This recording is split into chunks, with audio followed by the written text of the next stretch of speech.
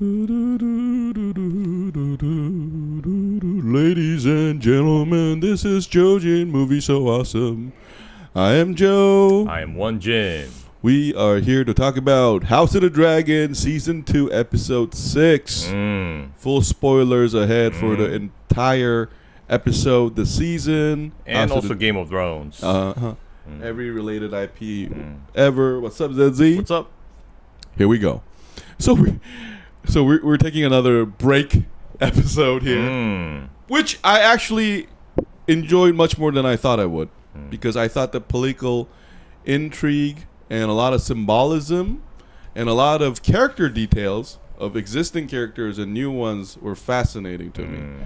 For example, we get to see that Alicent actually has a good son called Darren, and he's actually kind. Yeah, and he's been sent away to her brother in Old Town. It's her home country, so he was a ward there. And I like what she said to her brother. I mean, from their dialogue towards the end, was it the mother? Yeah, was it the mother? And you know, I gotta give credit to the writers a lot here, because it takes a lot of guts, I think, to have such episodes where they take a break, because that has to rely on a lot of like character development. And me personally, I thought they did a fantastic job, especially like now that you mentioned that scene. I thought that Gwaine Hightower guy was written really well. Yeah. It explains him now, because he didn't grow up with a mother, and he's not. I mean, Alicent has always been Otto Hightower's favorite child, while still being the second child, and he's the eldest. And you know, we saw him being a little bit snarky in the earlier beginning. But now he's much more. And a part of it is because he's stuck with Cole. I'm like, poor bastard. Like he's like he seems like a very reasonable guy, like kind of like us, like but better looking. I really like the actor. I mean, he doesn't get many dialogues, but even with the dialogues he have, I think this show creator from season 1 really does that well for even the Minus's character. It's getting hot, dragon hot. And pure and humble and gentleman, and also good looking, because cliche, he's poor and humble. It's definitely getting hot, because when we said wild things in the title, I was mentioning to that scene near the end, because I didn't see it coming until that hug. They stayed on the hug for like 3 seconds more than I thought. I was like, okay. And then it turns out they're staying 10 seconds longer. I was like the moment it started to get prolonged, I was like, okay, is that happening? Yeah. Is that happening? Yeah. I thought they should have like a 90s like thriller music, and they did. They had this weird music of, is this right? Is this wrong? Yeah. Do they really feeling it? Because the music, like you say, itself was kind of, I kind of felt it was ominous. Like the way the music sounded. It was kind of like, is this right? Is this right? And it is going to raise a lot of questions, because I think because Rhaenyra doesn't have much allies left in the small council, she is becoming more dependent to the White Spider. And when you're called the White Spider, I mean the White Worm, I'm sorry. The White Worm, which is a slave name, because we learned from Game of Thrones that slaves get insect names. That is so demeaning. Sick names. Yeah. But you do. It is interesting where her loyalty lies, though, especially the White Worm. And I think because of her council, maybe they'll go even more crazier. Because I think we are seeing Rhaenyra and both Alicent kind of descending, like mentally. And I love Alicent. Was it this scene after she got kicked out of the small council? There's this like a scene of just her without any dialogue, 10 seconds, just looking out the courtyard. Was that the prior episode or this one? I don't know. I don't recall such a scene. All I remember is her and Helena getting chased by mobs. Oh no, the scene with the dragon and what was his name? Sir Sir Steffon. Rest in peace, Sir Steffon. Joe, you don't look so good. Oh, I have a cough. Yeah, I got it like English 3 days ago. But it's getting better. Yeah, Sir Steffon, I felt sorry for him because we know that Kristen Cole killed his father. We saw that scene. Yeah. And but at the same time, if someone says you can get to ride a dragon, it's really hard for people to refuse that. Yeah, it's like once in a lifetime thing. Yeah. It's like, do I get to be like a god rider? Yeah, yeah. Man, dragons are gods. Yeah, I'm not even Targaryen. I'm chosen? Yeah. I can ride one? And then he says, I've done it. Yeah, and that was the wrong thing to say in this Game of Thrones universe. Right. And I'm reminded of Viserys' line. I'm sure a lot of watchers too. Like the idea that we control the dragons is an illusion. And then we have seen how fickle these creatures can be. Even in Game of Thrones, remember Drogon had that teenage phase? Yeah. Fuck you, mom. He just flies off. And then or kidnaps mom, and mom has to wait for his like whatever emotion to come down. And here we saw a direct result of that.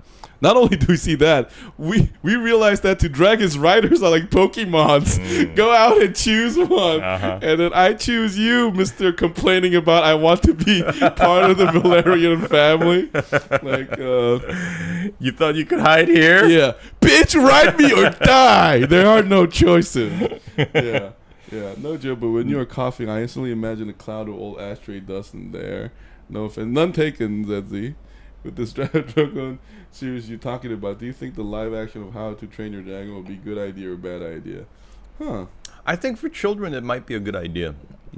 But Dragon's awesomeness comes from a lot of its the violence that it's capable of. So I'm not sure if it's gonna work.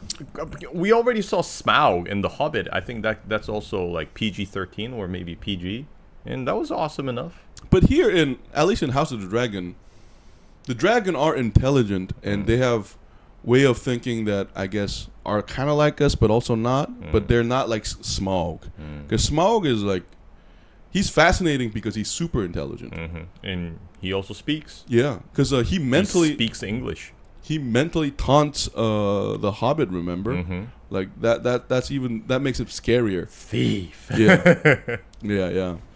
But here they're more like they are magical creatures, I guess. Because, but anyway, what were we talking about? We're talking about the dragon picking the rider. Yeah. That was interesting. You look like my dad. Ride me, bitch. You have no choice. And I guess we're gonna see Rhaenyra confront him in the next one because she's so tired and sick of being like locked up in that castle. And I think that kind of shows her returning to, remember Rhaenyra as a child, she was always like that. She definitely is a Targaryen. But I think she's going to take a different route than Viserys. I think one of the interesting things about Viserys is that from the first season, I think he intentionally put down a lot of his Targaryen-ness because of the responsibility of being a king. Because remember, he rides Balerion the Dread once, I think, and he's not a dragon rider even now. But here, I think what's happening is because of the situation around him, we are going to see Rhaenyra go crazy, like go the bad side of Targaryen, so to speak. And we also see Alicent descending, where like her son kicks her out of the council, and I think we are seeing these both co-woman leads descending into, I'm sorry to sound cliche, but madness probably. Like something furious is going on, and it's not a good sign for the kingdom, I think. You know, I'm concerned about Alicent getting that wound from the mob. That's gonna infect. You think so? Yeah. And that was a really I felt bad for Helena mostly because like, she didn't want to go. Yeah, she's terrified. Yeah, remember, like even during the procession of her son's funeral, she was still kind of like uneasy about the whole thing. Yeah. She does not like mix up well with the crowd. No, but I love that scene because I'm glad you mentioned that scene because it's such a mirror scene. It's how fickle the crowd, the mob actually is. Like one time they were like saints. Now they're like bitches. Rhaenyra sent them some like cabbages, and they're like, "Oh, long live Queen Rhaenyra!" Carrots, baby. Oh, but it did make me look forward to one scene that I think is going to 100%. Those Kingsguard are going to get chopped their head off. They failed to protect the queen, and I think those are the piece of shits that Aegon chose.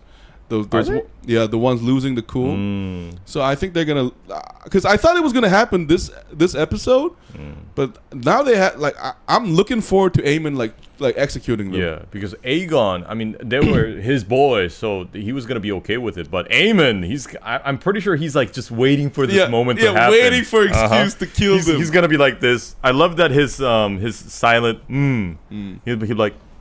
Yeah. And he's not a nice guy in the small council either. Maester comes in, the first thing out of his mouth is "You're late." And then you mentioned that one. The one with the Sir Laris. Thou art king, and thou art needs a hand. And then Aemond is like, you think I'm an idiot? Yeah. I mean, flattery doesn't really work on me, but you're right. No, what he says was, "Oh man, I hate the self-important and the lipstickle." And then he's basically in modern lingo that means, "Oh man, don't you know that I can tell you're a fucking narcissist and a suck dick motherfucker?" Okay, you know what? I'm gonna let you do it or not, motherfucker. You toad. Go. I'll make it your responsibility. Yeah. Oh, I've never considered the position before myself. No, not you. You toad. Toad was such a good insult.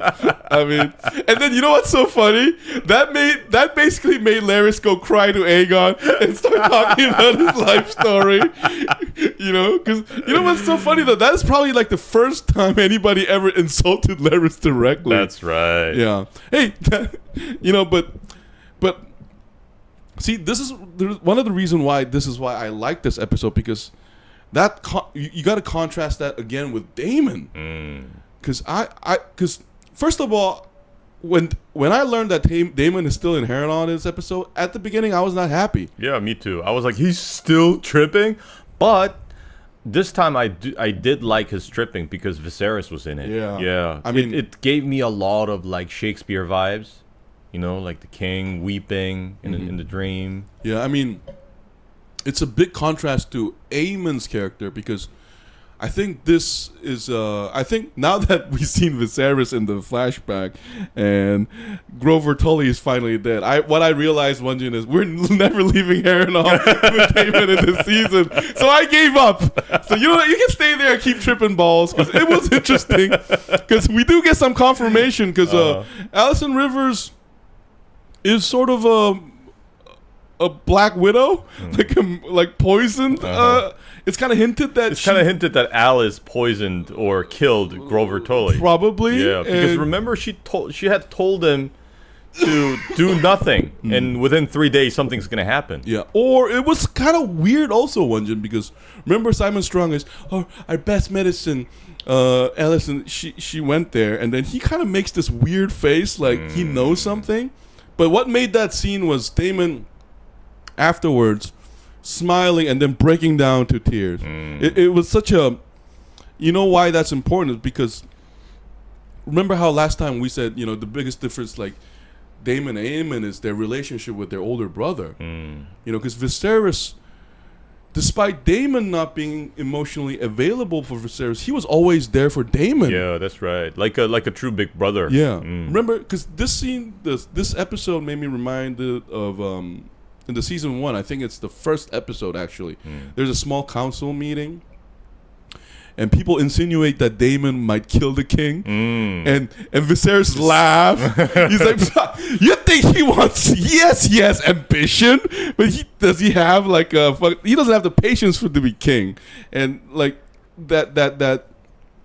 So it actually, I gotta be honest. In the first 2 episodes, like the prior episodes, I did not like us finding out so much about Damon like this. But now that it's concluded, I'm like, you know what? I forgive you. You're a human being too. And and Aemond's interaction with Aegon is so different, because he makes a visit to check if he's okay. But like, even with the slightest like subtle movements and the gestures, we kind of feel like he wants to kill him. Yeah. And definitely. He brings that marble ball from the small council and puts him on his chest. Yeah. And it kind of feels like that murdering moment. Yeah. And it's like Laris says later on, we can, as an audience, we kind of feel that Aegon's life is in danger. Yeah.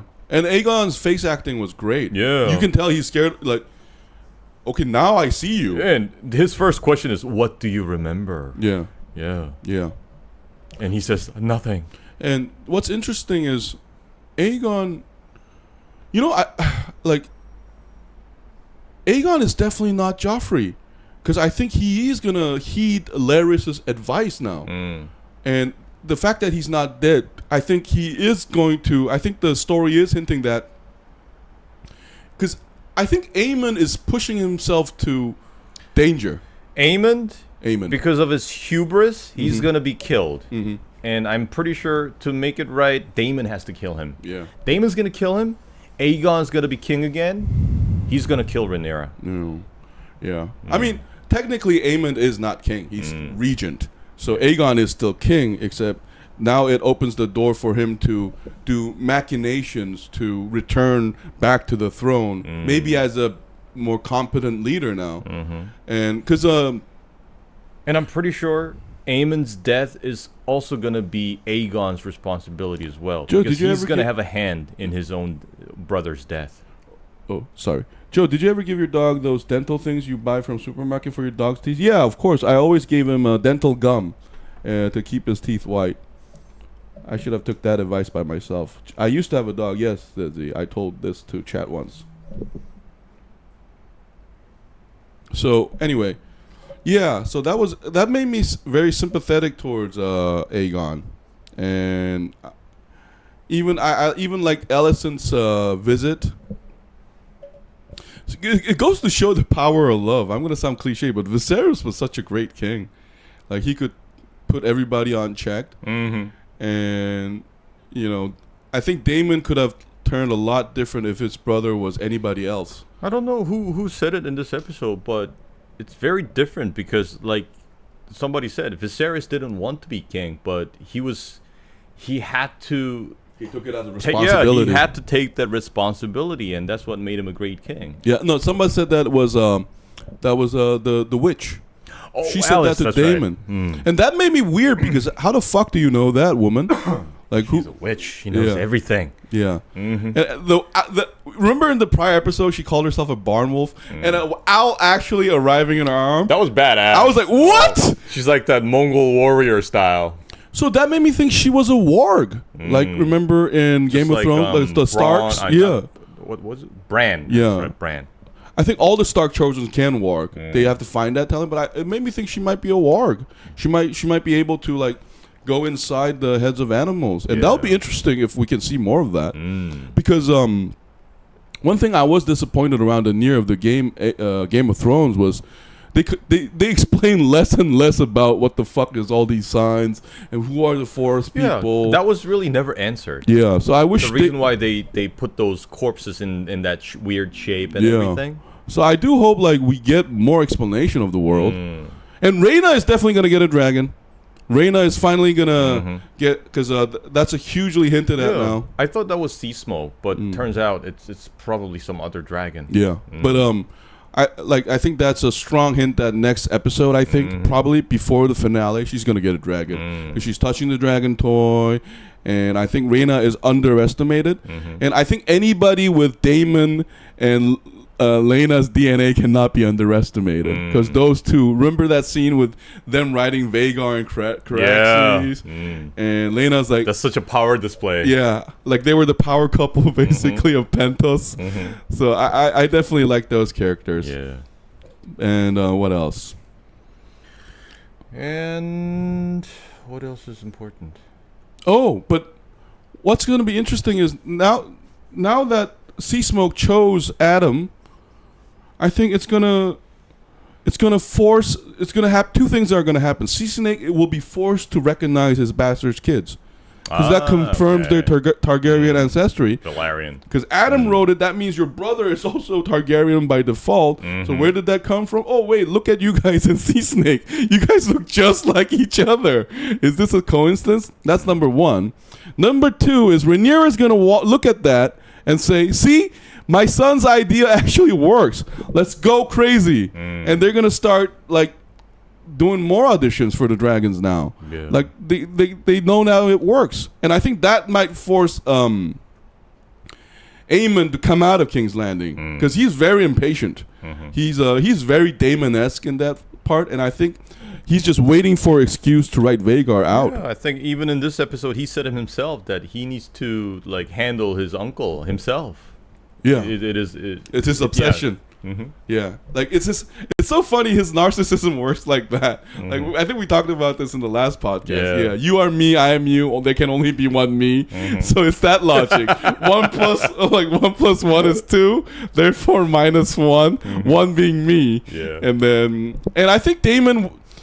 Before this episode, I thought Damon was messing up the Riverlands, but I think because Grover Tully has died, I think he's gonna evolve into a more efficient politician now because of this experience. I'm still kind of concerned because remember, like the younger son of Grover Tully, he had already insulted him once.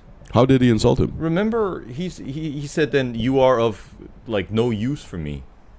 Oh, you mean Damon insulted him? Yeah, Damon insulted the son of Grover Tully, who's probably going to become heir, and.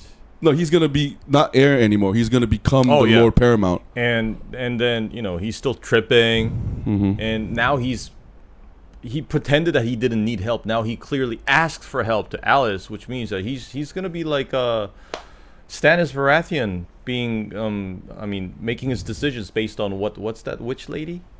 The night is long and the winter's blah blah blah. Winter's coming, blah blah blah. No, I don't think so. I think Damon is gonna. That's a great opinion, but I think Damon is going to try to make it right with the Kid Tully Lord, and then he is going to succeed because if it was going to fail, I don't think they would have spent 6 episodes here. Lady Melisandre, that was her name. My logic is simple.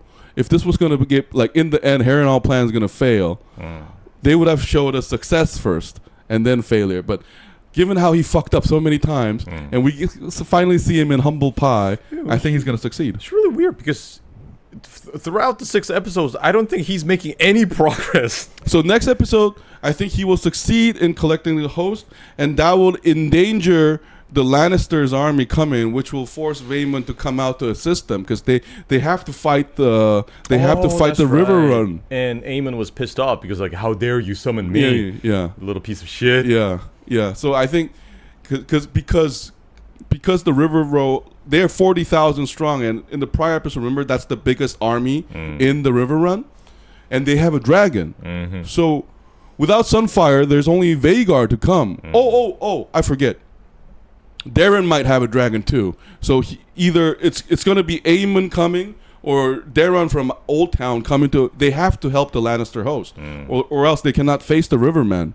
So that, I think, if they don't do this, all the fucking Dream Seekers were a waste of fucking time. They need that battle. I want that battle. Like.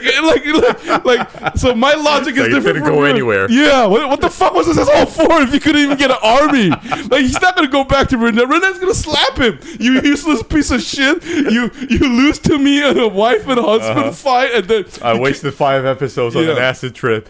Oh, and another thing supporting this. Remember, even in season 1, in the Battle of the Triarchy, Damon always fails first. I think Damon reveals his leadership when he is cornered. Yeah, that's true. So I think that is why this is a build-up. Oh, and in this episode, Aemond suggests like making an alliance with the Triarchy, which I think is going to backfire. Yeah. You think so? Yeah. I think it's going to happen. I think so. I mean, yeah, it's going to happen, but I think it in the long run, I think it's going to backfire. Oh, okay. You mean they're going to cause some havoc in King's Landing? Otherwise, Alicent wouldn't have, and some other people wouldn't have disagreed. We know that he's making some hasty decisions. Yeah. I mean, but the only reason why I want that to work is I do want to see some sea battle, and some dragon fire mixed into it. Oh, sorry guys, we missed your chat a lot. My father-in-law read one of those dental things for him, and Reddy got so terrible when I gave it to him. No, Scott, I recommend like a dental gum. It's the best to keep making them chew. It works really, really well. Desi, Red has always been fixed. He was puppy. Okay. Been neutered, yeah. Intensive training, they could have issues just like humans. Do you think there's any similarities in American Dragon and Free Willy? I mean, if you're gonna go there, you could argue that every animal movie has some similarities. Because Desi, Rita's friendly, playful, gentle, I prefer that old dog. I mean, all dogs, I think, depend on how they are trained. And then that goes for dragons too. But it'll be awesome to see listen, if Rhaena gets a dragon, it's serious contest again, because Vhagar might have to face like 3 dragons. Yeah. It would be awesome if he managed to kill like 2 on his own. Like Damon and one of his daughters dying. Yeah. Because I think there's a huge chance that, I don't know about Rhaena, but Baela being like that, kind of acting like mini Damon, mini Lena, like that definitely puts her in danger, I think. And I think, because I think she's not a coward. Like, because I think her descent, like all her family, even Vaemond, remember, your daughter is a whore, and her sons are bastards. Kill me now. And then, like none of the because remember, even Laenor, when he got into a fight with Rhaenyra, he said, I'm a warrior.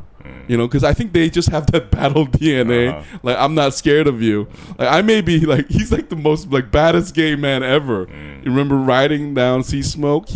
It was his plan to use Damon as a bait. Yeah. So I think like the Valaryon DNA definitely are like no pushovers, and that's even hinted at with Alan Tull. Oh, and I love how the Raised by Wolves actors are doing such a fantastic job. He used to be father there, and now we have mother who plays Jean Aaron. I love her casting. She's she's so elegant in that role, yet very, very Game of Thrones like. Very calculating logic. Like, it's all full of lies and stuff. So it were great scenes. Great scenes. Anyway, shall we give a number grade, or do you have anything to add? Okay. I think we can wrap it up here. I would give this episode an 8. I would give it an 8. A solid 8. Yeah, solid 8.